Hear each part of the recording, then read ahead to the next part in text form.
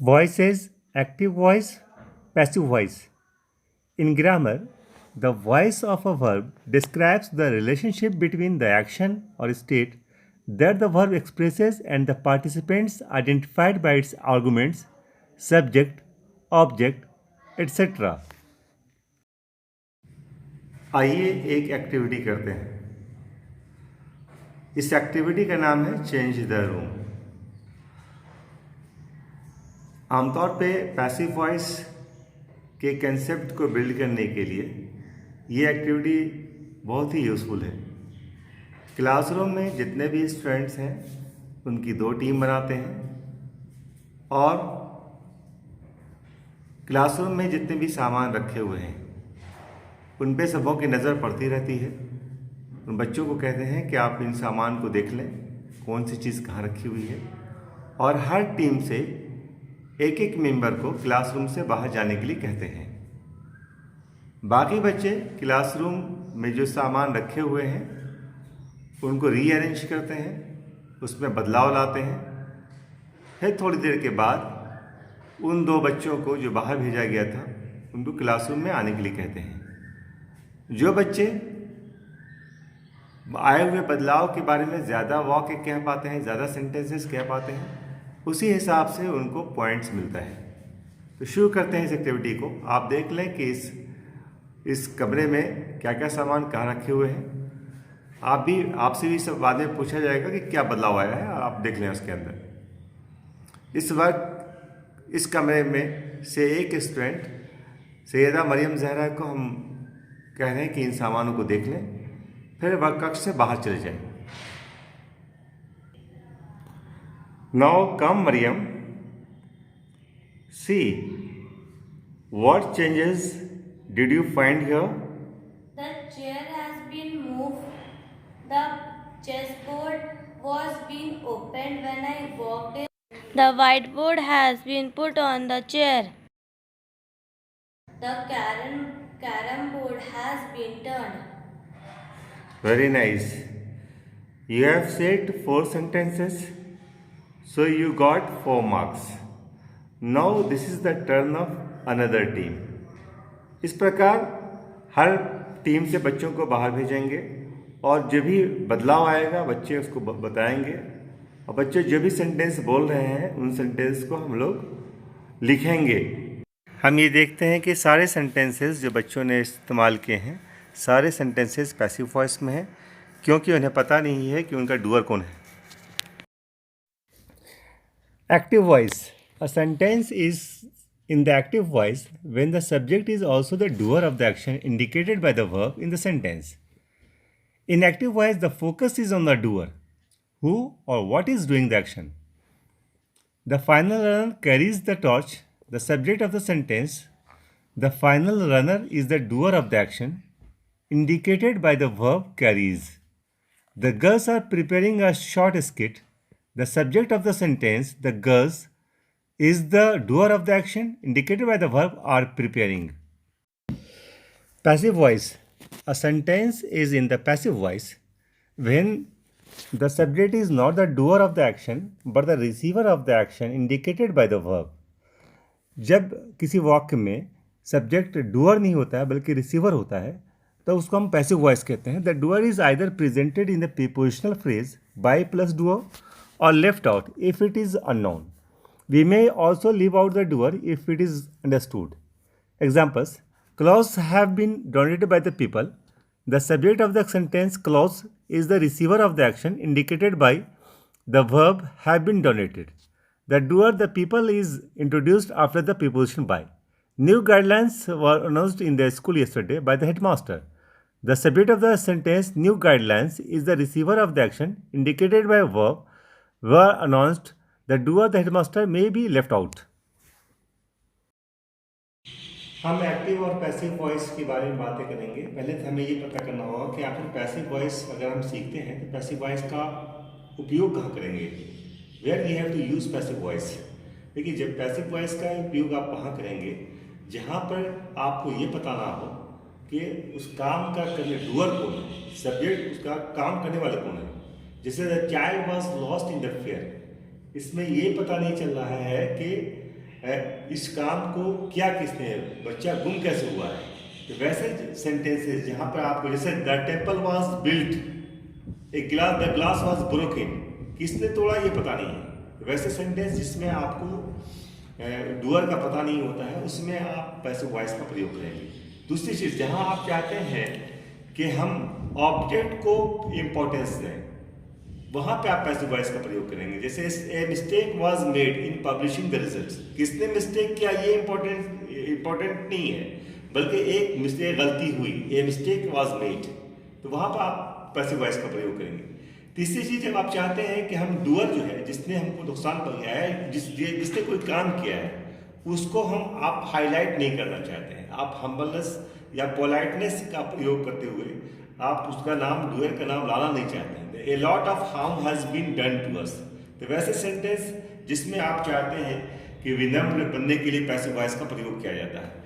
चौथी चीज़ ये है कि जहाँ पर आपको पता हो कि ये काम किसने किया है, सब्जेक्ट का सबको पता है। जैसे अमेरिका वाज डिस्कवर्ड इन 1492, तो इसमें सबको पता क्या है कि किसने अमेरिका को डिस्कवर किया, तो वैसे में हम लोग पॉजिटिव वॉइस का प्रयोग करते हैं। और सबसे इंपॉर्टेंट चीज़ है कि जब भी आप कोई साइंटिफिक या कोई टेक्निकल राइटिंग लिखते हैं या कोई इंस्ट्रक्शन लिखते हैं, जैसे आप साइंस का कुछ इंस्ट्रक्शन लिखते हैं, या आप कुछ काम कर रहे होते हैं, जैसे टी के प्रिपरेशन का इंस्ट्रक्शन लिखते हैं, कोई रेसिपी लिखते हैं, तो उसमें पैसिव वॉइस का प्रयोग किया जाता है। तो पैसिव वॉइस बहुत ही इंपॉर्टेंट है, आपको इसको सीखना बहुत जरूरी है। लेकिन पैसिव वॉइस को सीखने से पहले आपको ये पता होना चाहिए कि सब्जेक्ट ऑब्जेक्ट क्या होता है, वर्ब्स के फॉर्म कौन कौन से हैं, सब्जेक्ट वर्ब का एग्रीमेंट क्या है, टेंस में जो आपके 12 टेंस बनते हैं, प्रेजेंट के 4 और पास्ट के 4 और फ्यूचर के 4, तो इसमें हम लोग किन किन टेंस का आप पैसिव वॉइस बना सकते हैं। जैसे प्रेजेंट में सिर्फ 3 ही का बनता है, पास्ट में भी 3 का बनता है, फ्यूचर में भी 2 का बनता है। दूसरी बात, आपको टाइप्स ऑफ वर्ब्स का पता होना चाहिए कि ट्रांजिटिव वर्ब्स किसे कहते हैं, इंट्रांजिटिव वर्ब्स किसे कहते हैं। तो हमें इंट्रांजिटिव वर्ब्स जो है उसका पैसिव वॉइस नहीं बना सकते आप। टाइप्स ऑफ सेंटेंसेस के बारे में पता होना चाहिए कि जो सेंटेंसेस जैसे कमांड के सेंटेंसेस हैं या रिक्वेस्ट के सेंटेंसेस हैं, उसका पैसिव वॉइस कैसे बनाएंगे। और सबसे अहम चीज़ ये है कि पर्सनल प्रोनाउन के बारे में भी आपको पता होना चाहिए कि पर्सनल प्रोनाउन कैसे हैं और कैसे चेंज होते हैं पर्सनल प्रोनाउन। जैसे यहाँ पे ही राइट्स अ लेटर, यहाँ पर एक एक्टिव है, यहाँ पे ही जो है डूअर है, यहाँ पर सब्जेक्ट है, ये डूअर भी है। ही राइट्स, ये एक्शन का काम हो रहा है, ये वर्ब है। A letter, a letter receiver है, काम का असर किस पर पड़ रहा है, ए लेटर पर। जब इसको हम पैसिव वॉइस में बनाएंगे तो a letter is written by him, यहाँ जो हमारा रिसीवर था वो यहाँ पर आपका सब्जेक्ट में आ गया, लेकिन ये सब्जेक्ट में था, लेकिन ये डूअर नहीं है, ये रिसीवर है। Letter is written by him, तो यहाँ पर डूअर जो है आपका बाई हिम है, यहाँ पर हम लोगों ने पर्सनल प्रोनाउन से चेंज किया इसको। हमें ये भी देखना होगा कि हम लोग पैसिव वॉइस में वर्ब के तीसरे फॉर्म को ही लेके चलते हैं। पैसिव वॉइस में जब भी होगा, जब भी कोई सेंटेंस होगा, तो वर्ब का तीसरा फॉर्म ही होगा। आप कोई भी बना लें, आपका प्रेजेंट हो, पास्ट हो, फ्यूचर हो, जब भी आप वर्ब का प्रयोग करेंगे तो वर्ब का तीसरा फॉर्म ही प्रयोग करेंगे। ये तो आपका बेसिक है।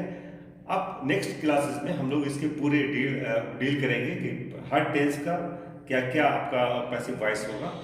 धन्यवाद। The passive voice is used when the doer of the action is unknown.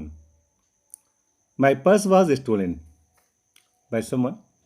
When the doer of action is understood or clear or obvious, the thief was arrested.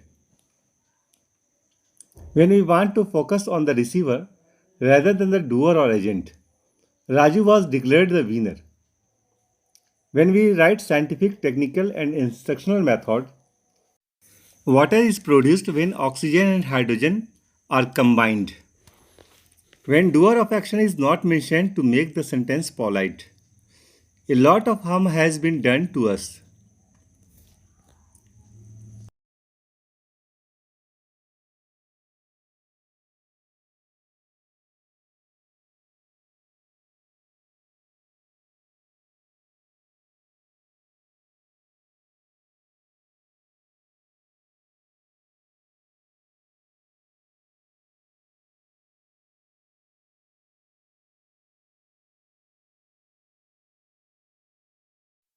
Examples of voices.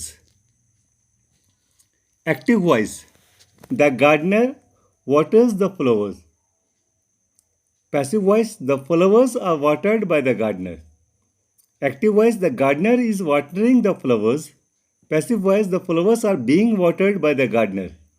Active voice. The gardener has watered the flowers. Passive voice. The flowers has been watered by the gardener. Active voice. The gardener watered the flowers. Passive voice. The flowers were watered by the gardener. Active voice. The gardener was watering the flowers. Passive voice. The flowers were being watered by the gardener. Active voice. The gardener had watered the flowers. Passive voice. The flowers had been watered by the gardener. Active voice. The gardener will water the flowers. Voice. The flowers will be watered by the gardener. Active voice. The gardener will have watered the flowers. Passive voice. The flowers will have been watered by the gardener. Keep in mind, in passive voice V3 in the past participle form is used.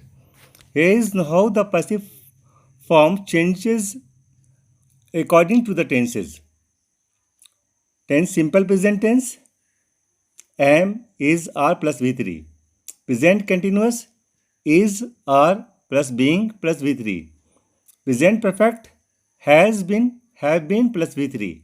Simple past, was, were plus V3. Past continuous, was, were plus being plus V3. Past perfect, had been plus V3. Simple future, will be plus V3. Future perfect will have been plus V3. हम लोग सिर्फ 8 tenses का ही हम लोग passive voice बनाते हैं, बाकी 4 के पैसिव वॉइस नहीं बनते हैं.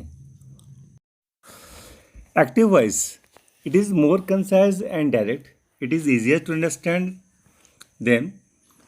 Examples, he writes a letter, she is singing a song, the final runner carries the torch. Passive voice, it shifts emphasis away from the doer. Intransitive verbs, verbs which do not take objects, cannot be expressed in the passive voice. Example, a letter is written by him, a song is being sung by her, the torch is carried by the final runner.